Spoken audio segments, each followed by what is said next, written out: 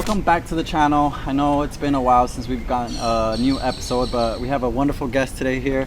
We're outside, as you can see, because of the whole COVID stuff, trying to apply the rules and stuff like that. So today we got a wonderful guest, Juanita Maldonado. She's actually the founder and creator of an awesome page called Empowering Mindsets.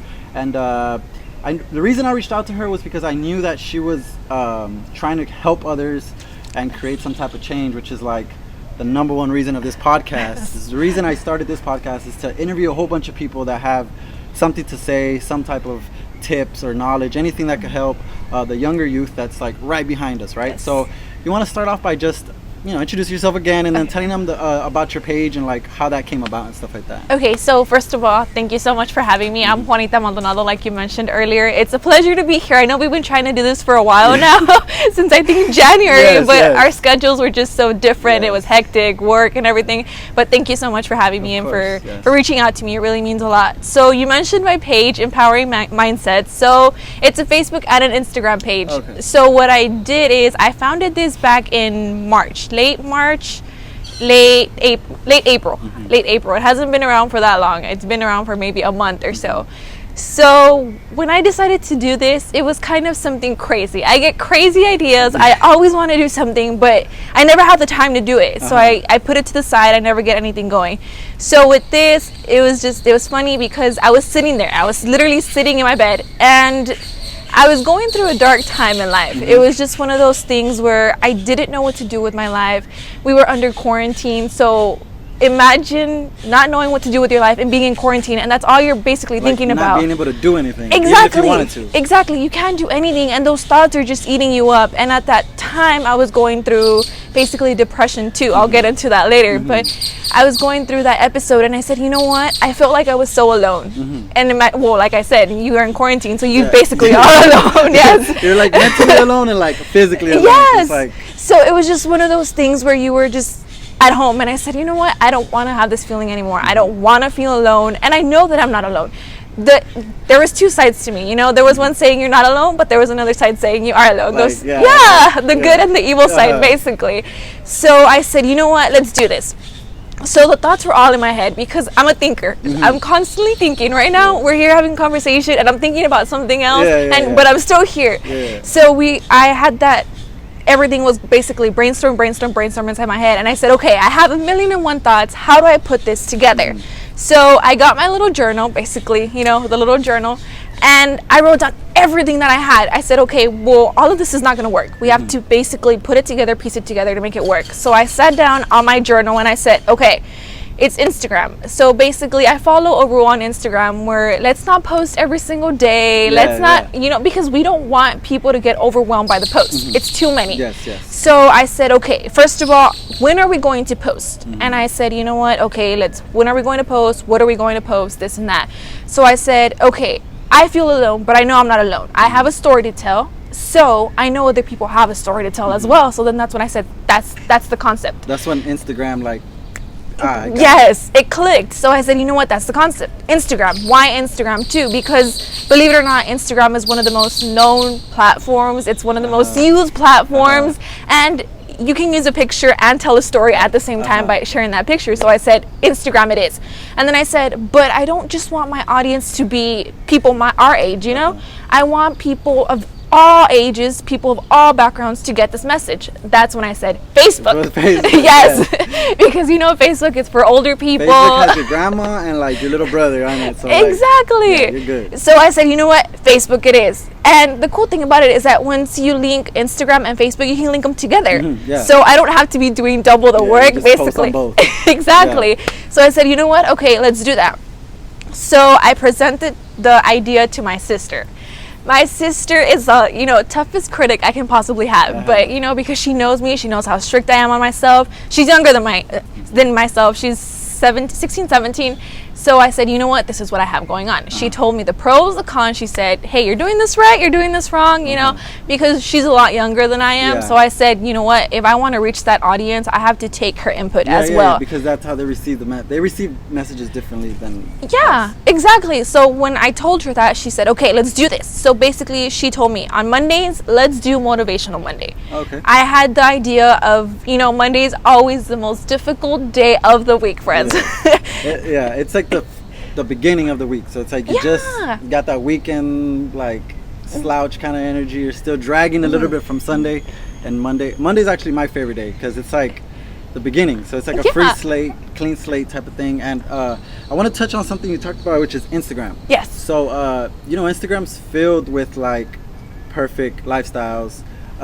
Like you don't post something on Instagram. Well, maybe I'm not talking about us, but like, of course. The rule of Instagram is like you don't post it unless it's like perfect. Exactly. It's like you take a million pictures and it's like you keep going until you got find the perfect one, the lighting, the filter, all this stuff. So it's important that pages like yours and mine and others are out there to balance, because there is this, I don't know if it's like new, but some type of new depression that's linked towards social media. Yes. I can't think of the exact name, but that type of depression is new. It's happening to the new generation because they go on their cell phone and all they see is like perfect picture, perfect lifestyle, and it's like your page is a little bit different from that. Is that something that you kind of did on purpose? Well, we actually did that on purpose. I'm constantly, you know, I see that. I struggled through that, comparing myself to other people on social media, because you know what, like you mentioned, the perfect picture, the perfect face, everything edited, but we don't know if that was the 1,000 picture they took. We don't know how much editing they did. We just don't know that.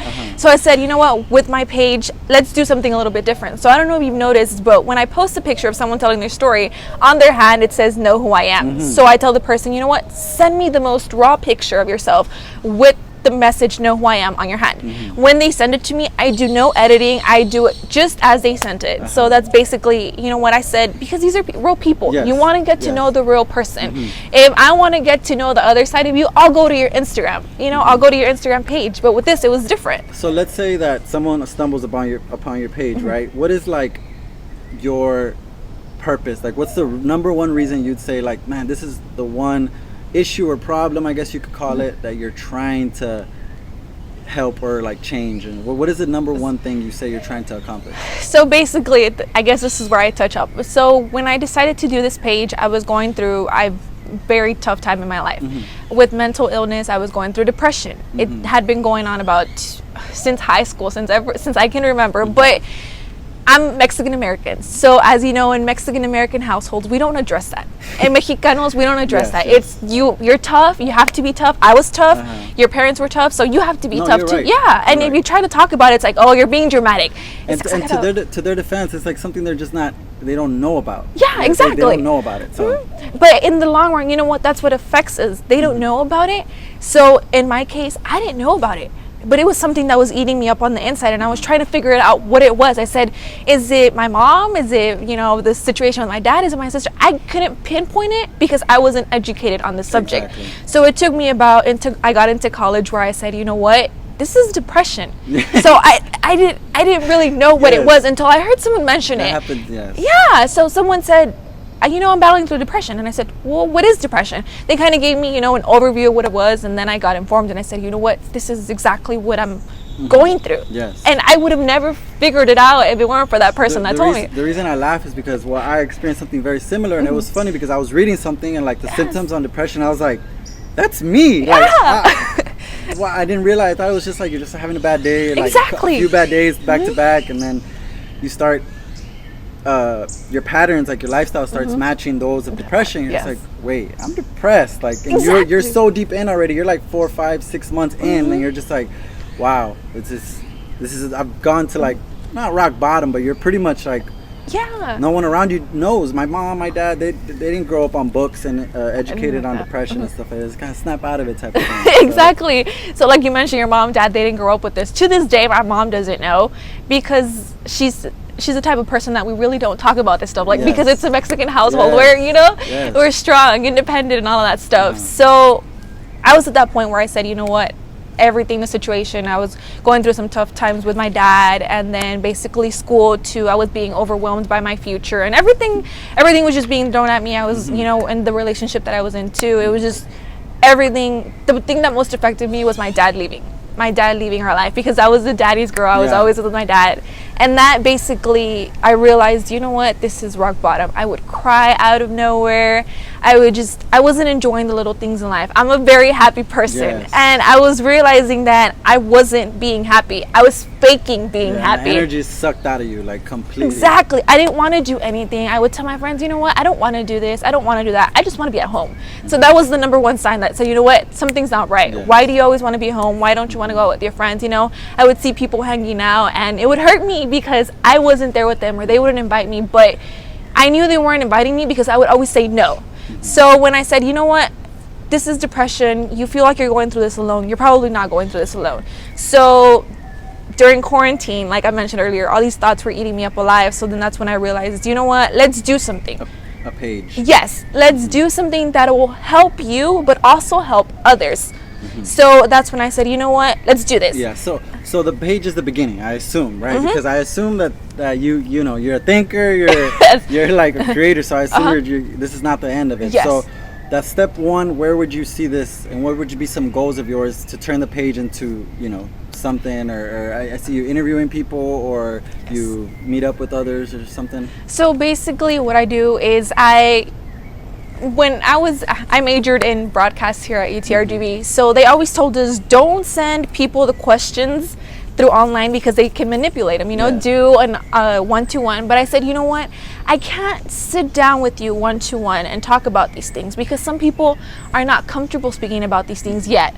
They're comfortable writing them, they're comfortable sharing, you know, like that, but they're not comfortable speaking one-on-one. It's like a lot of pressure. It's a lot of pressure, exactly. Some people don't do well with one-on-one interviews. So I said, you know what, let me send you the questions. I give you a week, you come up with whatever you want to come up, you tell me whatever you want to tell me, because in an interview, basically your job as the interviewer is to get as much information as you want to make your interview juicy. Let's face it, you know. But I said, no, that's not what I want. I want you to tell me whatever you feel comfortable telling me. So I send them the questions. It depends on the topic. Every month I have a new topic. So the first month that I launched it, it was 2 weeks. We talked about empowerment, you know, a moment that people feel empowered.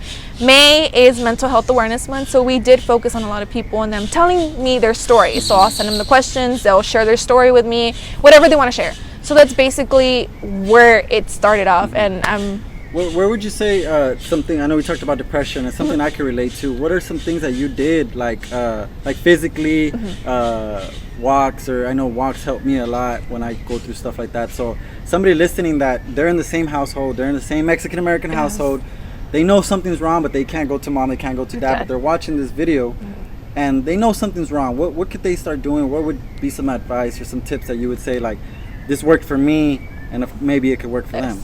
So I like to talk a lot about, I have controllables and uncontrollables. So what I mean by this is uncontrollables. Let me give you an example. For example, my father left my life. That was an uncontrollable. I couldn't control it. I couldn't make him stay. But what I could control is what I call the controllable, is how am I going to react to this situation? I could either let this depression take over me, let my father leaving affect me and just hit rock bottom and not keep going on with my life, or I can choose this and, you know, to grow as a person. So that's exactly what I did. I said, I don't have a father figure, but I'm not going to blame this on the rest of my life. I'm not going to blame any little thing. Oh, well, I didn't have a father, this or that. So we have to learn controllables and uncontrollables. What can you do to control that situation that you couldn't control at one point? Exactly. So that's basically, I want people to know that, hey, how you react to it has nothing to do with what you went through. You know, it's basically your mindset now, how you want to overcome it. Yeah, it's 100% mental. Wouldn't you agree? Like, it's like you could get yourself in a tunnel, like you could get rock bottom, all mental. It's a domino effect. So one thing that I realize is when you're feeling down and a little bit depressed, is nothing feels right. Like you don't even want to eat or get up or go outside, and it could be very easy to get that domino effect going into stuff. So is there anybody, I know this, aside from walking and stuff like that, I have a lot of mentors and people, maybe I haven't even met them, but I just like to call them mentors and stuff. Is there anybody else that someone out there that helped you in this, or maybe someone that they could research and find some information about and stuff like that? Okay, so basically, I want people to know that they can reach out to anyone. You know, I felt alone, but you're not alone. These people that are sharing their stories on my page, I would have never thought that they were going through depression. You told me that you faced something similar. I would have never known. So basically, surround yourself with positive people. You mentioned if there was someone that did help me, and I do want to mention that my boyfriend did help me out so much. Because of what I was going through, I'm gonna admit to it, I did self-sabotage the relationship a lot of times because I wasn't aware of what I was doing. I wasn't aware of my feelings and everything. But throughout this entire process, I surrounded myself with him. He's just such a positive individual. He would always tell me, you know what, put your mental health first, put yourself first, and learn how to love yourself first, because once you do all of that, you're going to feel great, Juanita. You're going to be the person that you are today.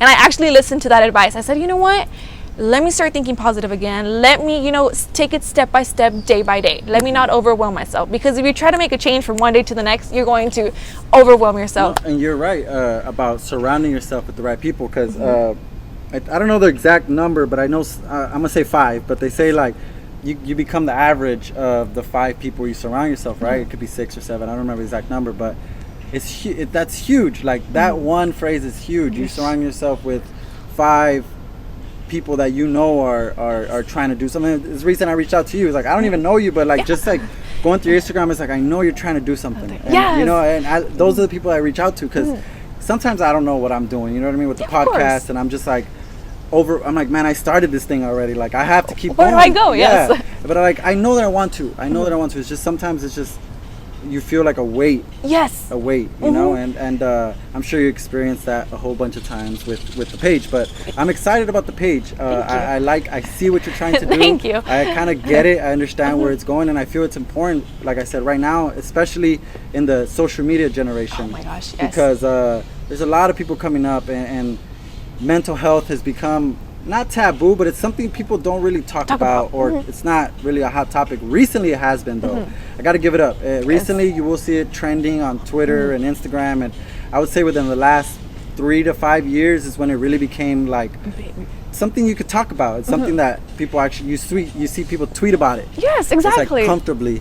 So I think your page will help people like that come. So what would you say are some books, podcasts, or things that you listen to on the daily that help you get that energy, or so there's got to be something. Yes. So what I did is basically I went on social media and I went on Facebook. I removed all the negativity. Anyone that I felt was giving me that negative vibe, because I'm really good at picking up vibes. Yes. So I said, you know what? Let me remove that. Let me remove the things that are not helping me. And what I decided to do is, if you go on my Instagram, you'll see that I follow a bunch of positive pages.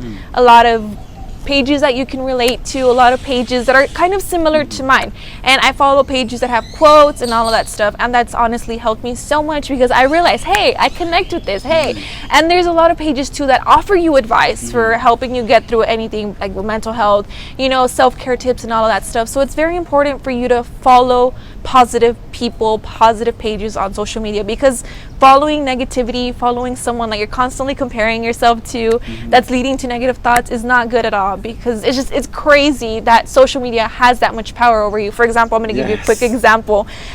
Once I shared my story this past week, I had a lot of people reach out to me on social media, but one specific person kind of stuck to me. She reached out to me and she said, you know what, I would have never believed that you were going through this.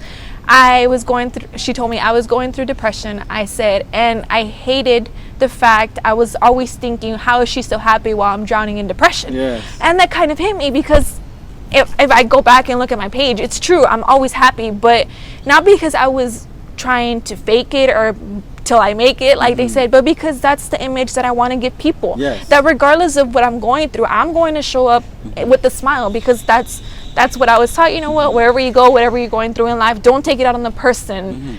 No, yeah, and then Instagram, I mean, since those are kind of like the rules. Yes. You know what I mean? We're just consumers. We didn't create Instagram. So Instagram came about, and we come upon it, and we see people posting all these like awesome pics. Exactly. So we just follow the rules. You know, we're gonna post cool pics back. Yes. Until we kind of realize, like you said, maybe you're posting too much positive. But what I like that you said is that we don't know that our subconscious is always rolling. Yes. Our brain, we can't choose. We can't be on social media and decide like, oh, my brain's gonna accept this, or my brain's not gonna accept this. Your brain's gonna accept everything. That. And I had interviewed someone else, I think about a year ago, and they mentioned something very similar about how just scrolling on Facebook and Instagram, you have no idea how those, like a certain post could affect you mentally, and it's important that you did that as far as like following just a whole bunch of positive yes pages. It's helped me out a lot, and I've always liked gospel music. I'm a big fan of gospel music, so I've kind of turned to that more. I'll listen to it more, and I also downloaded an app. So Julian recommended it to me at the time. It's a Bible app, so every single day basically you set the settings to the difficult time that you're having throughout the day. So let's say at 3 o'clock I'm feeling devastated, I have no energy, so at 3 o'clock I'll get that Bible verse, and it's a random Bible verse. You just never know. Sometimes it'll apply to your situation, sometimes it won't, but it's just awesome to have that there. So that's honestly helped me out a lot too. But definitely just surround yourself with positivity, as cliche as that sounds. Yeah, how would you say that, how important it is to remove as well? Like you said, we're adding. How different, that's something that I feel might be even more difficult, is to remove friends. And did you have to do something like that, where you had maybe friends or people that you were associated with that you say like, okay, I have to literally remove these people from my life? And how did you do it? So basically I did go through that situation. There was a lot of negative people. I would do something and they weren't happy for me, or it was just stuff like that. It was very hard to deal with because I thought these people were people that were going to help me through my journey and all of that stuff. It was difficult, but I had to make that decision for myself, because I realized if I let these people continue with their negativity, it's going to affect me. It's not affecting them. They're used to it. It's affecting me and my mental health. So I said, you know what, I'm just cutting this friendship, and that's it. That's all I'm doing too with social media too. I said, you know what, I'm just unfriending them, and I'm sorry, I'm not selfish, but at that point in time when it came to my mental health, I had to be just a little bit selfish, because like I said, it's going to affect me, it's not going to affect them. When was like the moment like that you realized, like when you started getting introduced to mental health, and like when did all that happen for you? So I was in the pageant world. We have to basically create our platform. So our platform is a project. We have to create a project that we're strongly about, and how are we going to implement that project into the community. A lot of people speak about bullying. A lot of people speak about basically self-image. A lot of the girls in the pageant world speak about mental health, and I said, okay, tell me more about mental health. So I like interviewing them. I work with a pageant coach, and usually my job is to help her interview the girls, and they would tell me about these mental health situations, and I said, wow, okay, so this is a big issue. This is something that needs to be brought to awareness. So that's when I started learning about mental health, and it was crazy, because I would have never, if it weren't for the pageant world, I would probably have no idea what mental health is. And if it weren't for that person that told me their story about what they were going through, the one that I mentioned earlier, I would have probably had no idea what it was. How would you it's cool that you got the whole pageant background as well, because how would you say is this crazy black and white? You got mental health and then pageant, where it's like literally glitz and glamour, beautiful women. How would you say it's like the advice or some information that you would give to young girls starting in the pageant world? And how would you I guess coach them in saying like, hey, keep your mind right, it's not all perfect, there's also a brain side to it? And what would you tell young girls starting in the pageant world? So basically when I started, that was the best advice that anyone ever gave me. They told me, you know what, never lose sight of who you are, always keep your feet on the ground. And that's what I want to tell girls. I want them to know to always remain humble, regardless if you become Miss America, if you become Miss Universe, whatever it is.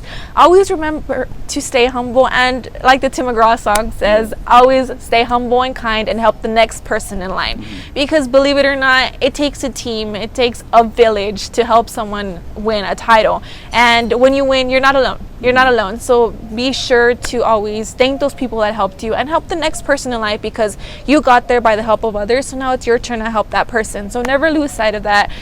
The pageant world can be very glamorous. It can be very, very difficult, but never lose sight of who you are. I am going to say, at one point, I was so focused they have a very self-image, you know. Swimsuit is one of the big categories. You have to be fit, you have to be, you know, you have to fit a certain body type. So at one point in life I was stuck fitting that exact body type, and it was exhausting. It was exhausting for me, because I'm going to admit it, sometimes I was so focused on that sometimes I would just eat one meal a day. And I know it wasn't healthy. I knew it wasn't healthy, but that was the only way I was going to achieve. That's the only way I thought I was going to achieve the body I wanted. So I want people to realize, don't do that. Don't feel comfortable in the body that you are, because if the judges are going to love you, they're going to love you with whatever you're wearing, with whatever you look. And I've learned that thanks to all this mental health stuff. It's crazy. And social media is like, lately it's become a lot more open to different kinds of, like, it's not so like model-ish, like it's like, you know, so thin and stuff. They've opened kind of the doors and gateway. Like, have you seen that change too, as far as Yes, well, actually, yes, the pageant world has actually expanded. I'm so, whenever I see someone come along and they're not the usual pageant body type, it fills my heart with joy, because this makes other girls realize that look just like them, that they too can do it, that they can be there, that you don't have to fit just one certain body type to be a pageant girl. So I think that's just amazing that we're evolving into so many different body types, because our generation, let's face it, we don't all look alike. We all have different body types, we have different features and all of that stuff. So we need to embrace that, and I'm so glad that the pageant world is actually embracing that. So you mentioned that you recently graduated, right? So congrats, first of all. Congrats. Thank you. And I think it's also important if you could jump into that a little bit, as far as the steps you took immediately after, or maybe something that you wish you knew at that point, maybe prior to graduation or right after. Then maybe you could help incoming freshmen at UTRGV. What do you think that you could offer, as far as like, hey, I did this, don't do that, or maybe focus on this, and you know? Okay, so my biggest piece of advice is get involved. That's one of the things that I regret. I did not get involved until my senior year of college. I was a typical, hey, come to class, let's go back home. So I want people to know, hey, get involved. You meet so many amazing people. My last year I joined a sorority, and trust me, those were the most amazing people that I could have ever met. Why did I do this my freshman year? I would tell them, I wish I could have done this earlier. And my best friend, she joined the sorority my freshman year. She always tried to recruit me, but I would always say no, it wasn't for me. But that's one of the things I regret. Become involved. Join as many organizations. You know, don't settle. Try different things. It's okay. College is the era where it's okay to mess up. It's okay to discover new things. So do that. Don't be afraid to fail. I know one of the biggest advice too is failing courses. A lot of people have failed 1, 2, 3 courses. You know, I failed one my freshman year, and I just want them to know that this does not define them. There are so many people who have failed courses, and they have accomplished so many amazing new things. So don't be hard on yourself. I know it's going to be hard. I know it's going to be difficult to, you know, process that. Everybody the fact that you failed 4.0. Yes, like, they get stuck on the 4.0. I'm like, oh, you're killing yourself. Exactly. Like, I meet people and like they're draining themselves literally with the mentality of a 4.0. So exactly. As graduation was approaching, I know people just graduated right now. Congrats to them and stuff. Congratulations. So what was that like? Graduation approaching, you're about to face the world, you're about to finally get to the day that you've been waiting for since you were like maybe 8th grade. It's finally there. How did that happen, and what were some things? It was a scary feeling for me, because like I mentioned earlier, I'm very hard on myself. So I like to have everything planned out. At this point, graduation was coming along. I think it was October. I had no idea what I was going to do next in my life. I was working at the newspaper here. I had done several internships. I was working for the school district in Westaco, but these were just internships. They were not defined. Once my graduation came along, that's it, you're cut. Yes. So I said, what do I do? What's going to happen? You know what? Maybe I come back. Maybe I get my master's degree. But in November, someone posted a job opening as an intern for the RGV Vipers and the RGV Toros, RGV FC Toros. So I said, okay, let me look into it. Let me tell you, I was so hesitant because I'm afraid to fail. What was it? An internship for media relations. Okay. Yes. So it was a media relations internship. It was a year long. So I said, you know what? It's a year long. Let me just do it. The worst I can get is a no. That's it, you know? So it was a year long internship. I said, okay, I have that year to continue thinking about what I want to do, look for other jobs. So I said, let's do it. Let's apply. I applied. I got the job. So I was like, okay, I at least have another year to think about what I'm going to do with my life. So thankfully, I got the job there working for them as an intern. Was this on Handshake? Or? No. So actually, they posted it on their website, on the Bird Ogden Arena website, and then someone that used to work with them, Tiffany Ochoa, she used to intern with Bird Ogden Arena, and I met her through UTRGV Athletics when we used to intern. So she sent me that message, that screenshot of the job opening, and I said, okay, you know what, let me give it a try. She sent it to me, and then Jacob Galindo, he works with the men's basketball team, he sent it to me too, and I said, okay, if this isn't a sign, then I don't know what is. And then I had Danny Elizondo, he works with athletics here. He said, you know what, go for it. And he's been a very good mentor too, and Mr. Jonah Goldberg. So he said, go for it, apply for it. And I did, and I got it. Yeah. Well, how important, because I'm sure you know this now, but how important would you say it is to build your, like, the people you saw, connections, get in, meet people, but it's important to do it like on like literally go out there and meet people, exchange business cards, exchange social media DMs, and maybe just shoot a DM to somebody or something, right? How is that something that you wish you knew, like when you were younger? So man, it's so easy, and how important it is, how important relationships are. So basically, I was always taught this: connect, make connections, connect, make connections. So ever since my high school year, I connected with my first sports job. His name was John Cannon. He used to work with RGB Sports. He started his own business. He said, hey, you know what, come along. So I met him at a soccer game. We just started a conversation, and that's how it led. So then from him, I met other people in the media area, and I've been so lucky enough. So I think it's very important for you to go out of your shell, say hi to everyone, speak to everyone, because you just never know who you're speaking to. You just never, someone can offer you a job, be like, hey, come and work for me. It just so happened to me, I was very grateful when I used to work for UTRGV, the newspaper here. I used to cover a lot of sports events here at the actual university. That's how I met Danny and Jonah. You know what, I would go to the games, I would say, good evening, how are you? They would help me, and after that, after making that connection with them, they actually offered me an internship with them. Wow. So I said, you know what, this is amazing. Once you get comfortable with people, once you start to connect with them, and you show them what you're capable of, your doors will open. So I think it's very important. Do you think that that's kind of like the mentality of maybe not feeling like you're good enough, or maybe kind of, I'm not that good? You think that whole empowerment movement that you're trying to do is connected to having the confidence to reach out to people? And because I'm sure there's people listening right now, it's like, well, yeah, it's easy for her to say, she already did all this, but what about them that they like, they're maybe 16, 17 years old, and how would you say that they reach out and have the confidence to reach out and say, hey, they're just people? Yes. Like, they're just people like us. Of course, how you mentioned, they're just people like us. For me, when I first started off in this industry, it was very difficult for me. I was, believe it or not, I was a very shy person. I was scared of rejection. I know that's what a lot of people are scared of the fear of failing, the fear of being rejected. And one thing for me is, if you don't try it, you won't know.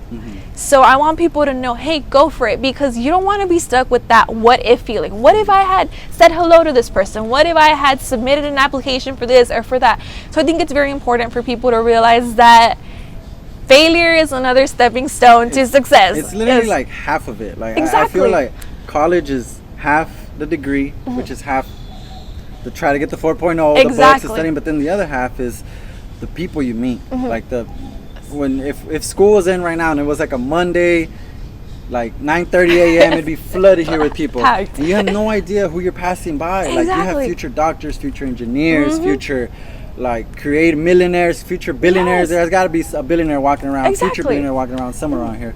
How important do you think it is for them to start college with that mentality? Because you said you didn't do it till your senior year, so I think that UTRGV has implemented stuff. They do their part. It's just us that kind of reach out to people and stuff. So I think, like you mentioned, it's very important to start off your freshman year, sophomore year, because UTRGV does have the resources. Like you mentioned, we're filled with people that are going to be doctors, lawyers. Hey, start off the sooner you start off, the better, because you get to meet so many people. I wish I would have started sooner. Maybe I would have had a longer internship with athletics. Maybe I would have had a longer job with the sports department here. Maybe I would have met more people along the way. I would have had a bigger resume reel. You know, it's just little stuff like that. So I think it's very important for them to start off young. It's never too soon to start. You know, the sooner you start, the more you're going to have on that portfolio, the more you're going to have on that resume, the more references you're going to have. So start off earlier. The sooner you do it, the better it is. And don't feel overwhelmed or don't feel scared if you don't start out freshman, sophomore year. It's okay, because I know a lot of people like to wait their junior or senior year.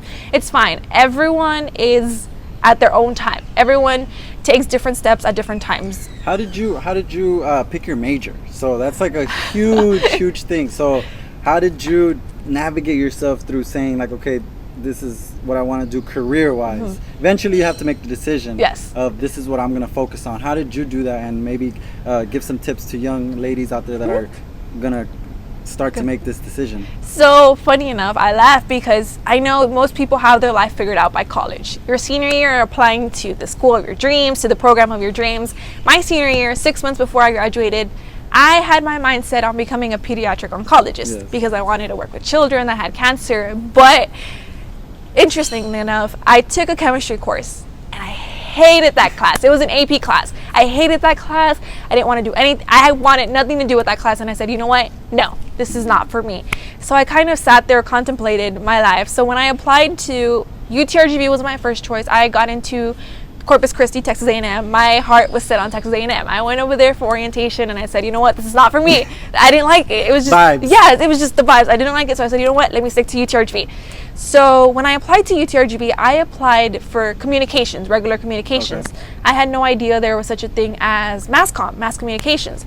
So what I did is, okay, let me just apply to communications. I like speaking in front of people. I don't get shy. Let's just go with that.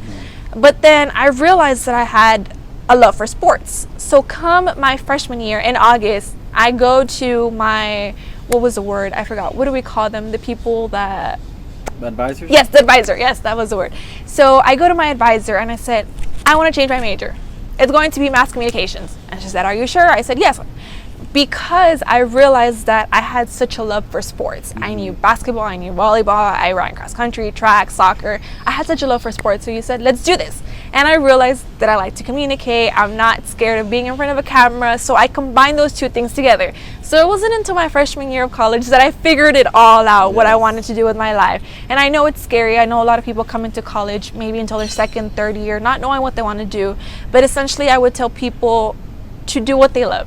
You know, my dad wanted me to be a teacher, a doctor, something, and it was always in the back of my mind. My dad wants me to be a teacher, my dad wants, don't do that, because if you choose the pathway that they want you to go, you're probably going to be miserable for the rest of your life. And you have to remember that for the rest of your life, you're going to, this is your life. Yeah. This is, you want to work something You're that the you one that's love. gonna wake up at 8 a.m. every day to Exactly. go to work. So I always kept that in the back of my mind. And my dad would tell me, well, you're not going to earn much. Well, his negative thoughts. And I said, well, it's okay, because I love it. Yeah. And even if they give me the most minimum thing, I'm doing what I love. I'm not going to dread it. You can, you know, sometimes games are extremely late. I have to stay long hours. And I love it. I would not change it for the world. So that's my advice.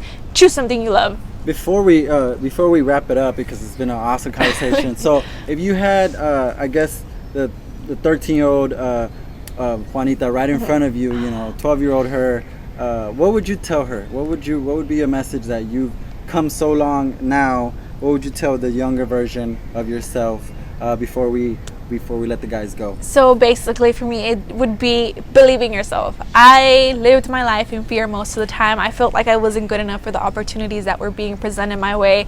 I felt like a minority because I come from a Mexican-American household. I thought I couldn't accomplish what I wanted to accomplish because my parents didn't accomplish it. And that's the mindset. Oh, well, you're not going to accomplish it because they didn't accomplish it. You're not going to get that far in life. And I want to tell that younger Juanita, don't settle for less. You know, you deserve everything that's been given to you because you've been working hard for it. So make sure you continue to work hard.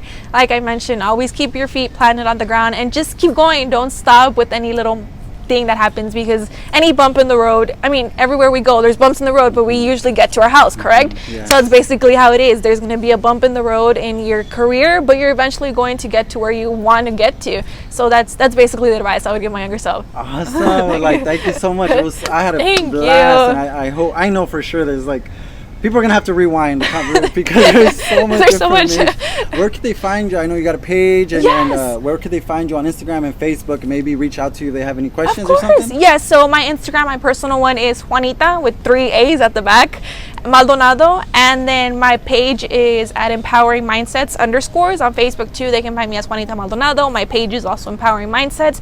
You can find me basically on any form of social media. So yes, whenever they'd like to anyone to speak to or just advice or anything, I'm gladly here. Hey guys, thank you so much for watching.